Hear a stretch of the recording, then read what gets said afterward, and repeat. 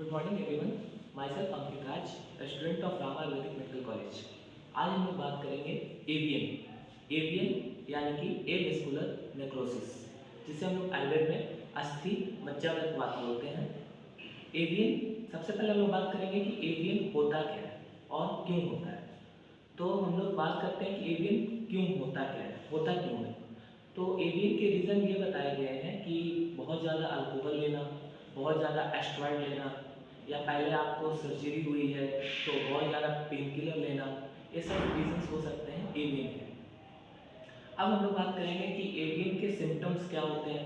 तो एवियन के सिम्टम्स ये होते हैं कि हिप वाले एरिया में पेन होगा, आपको नीज एरिया में पेन होगा, और जब आप चलेंगे तो थोड़े से मतलब मॉर्निंग में क्या होगा कि आपको ऐसा लगेगा कि पैर ऊपर नीचे है, ऐसा होता है। ठीक है, अब हम लोग जानेंगे कि एवियन होता क्यों है।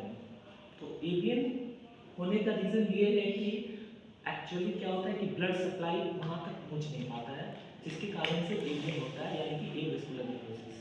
होता क्या है कि ब्लड में बहुत सारे मतलब शुगर्स लेवल बढ़ जाने के कारण ब्लड वहाँ तक पहुँच नहीं पाता है, जिस वजह से एवियन होता है। फॉर एन एग्जाम्पल, अगर कोई एक रबड़ लिया जाए और उसको हाथ में अगर बांध दिया जाए तो कुछ देर बाद तो कुछ नहीं होगा, लेकिन 8-10 दिन बाद क्या होगा कि वहाँ पे ब्लड सप्लाई इसके आगे जा नहीं पाएगा, जिसके कारण से इसके आगे का जो फिंगर होगा और वहाँ पे ब्लड सप्लाई नहीं होगा, तो वो कुछ दिन में नीले पड़ जाएंगे, फिर काले पड़ जाएंगे और धीरे धीरे वो गलने लगेगा। एक्चुअली यही होता है एवियन में। एक्चुअली क्या होता है, हम बोन के बारे में, ये हमारा फीमर है, ये हिप बोन ऑफ एस्टाबुलम है। इसमें हेड ऑफ फीमर जो होता है वो अटैच होता है, जिसके कारण से जो होता है ये मूवमेंट रोटेट हम लोग कर पाते हैं। जब भी हम लोग चलते हैं तो ये रोटेट कर पाता है।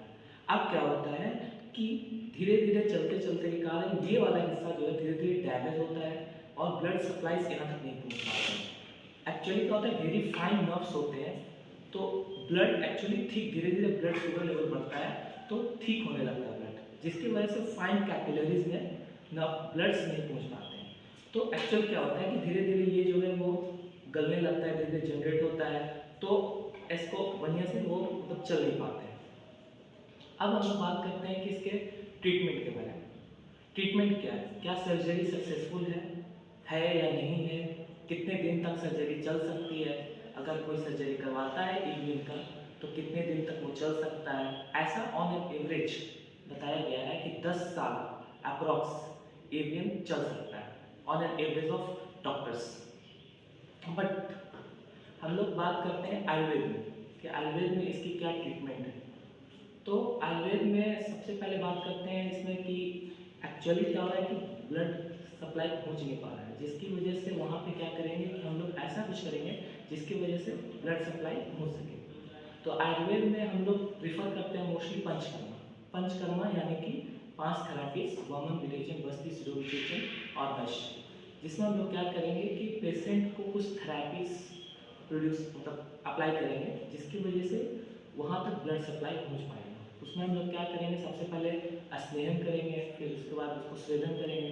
स्वेदन करेंगे तो क्या होगा कि जितने भी बॉडी डर्टी मटेरियल्स है वो सबसे पहले बाहर आएंगे, और जितने भी हमारे स्रोतस हैं यानी कि चैनल्स जिसकी वजह से ब्लड फ्लो होता है वो थोड़े थोड़े चौड़े हो जाएंगे, जो कि सिकुड़ चुके थे, तो उसके कारण से क्या होगा यहाँ तक ब्लड पहुँच पाएगा। अब हम लोग नेक्स्ट बात करेंगे कि एवियन क्या सिर्फ एवियन हड्डियों में होता है। ऐसा नहीं है, अगर हड्डियों में हो रहा है तो उसको हम लोग एवियन कह दिए, यानी कि एवेस्कुलर नेक्रोसिस कह दिए। अगर वो हार्ट में होगा तब हार्ट तक ब्लड नहीं पहुंच पाएगा तो हार्ट ब्लॉकेज कहेंगे। अगर वो चीज़ ब्रेन तक नहीं पहुंच पाएगा तो उसे ब्रेन हैमरेज कहते हैं। मतलब अलग अलग चीज़ें काम अलग अलग हो सकती है, लेकिन नाम अलग अलग हो सकता है, लेकिन काम सबका एक ही है कि ब्लड सप्लाई नहीं पहुंच पा रहा है, जिसके कारण से डिफॉर्मिटीज हो रही है। अब हम लोग बात करेंगे कि इसमें जो है वो क्या ट्रीटमेंट और डायग्नोसिस। सबसे पहले बात करते हैं डायग्नोसिस की। तो डायग्नोसिस सबसे पहले हम लोग जांच करवाएंगे शुगर की। शुगर में हम लोग नॉर्मल ब्लड शुगर नहीं जांच कराएंगे, जो कि हम लोग मॉर्निंग और इवनिंग करते हैं। हम लोग जांच करवाएंगे HbA1c, यानी कि 3 महीने की रिपोर्ट। उसमें HbA1c में ये रिपोर्ट बताता है कि 3 महीने में आपका ब्लड शुगर लेवल क्या है, ये जाँच करवाएंगे। दूसरी चीज़ हम लोग MRI करवाएंगे, उसमें देखेंगे कि एवियन का स्टेज कितने स्टेज तक पहुंचा है, first stage, second stage, third stage, fourth stage, 4 stage बताए गए हैं। उसके बाद नेक्स्ट डिजीज, अगर इस पे हम लोग को सतर्क रहने की ज़रूरत है। अगर किसी को एवियन हुआ है तो आगे क्या और डिजीज इसकी वजह से हो सकता है, तो सबसे पहले होने होगा वो है ब्लड शुगर। शुगर के लिए आपको सतर्क रहना है। अगला नेक्स्ट बीमारी एवियन हुआ है तो शुगर आपको हो सकता है। ऐसे और इंटरेस्टिंग फैक्ट्स के लिए बने रहिए। Thank you.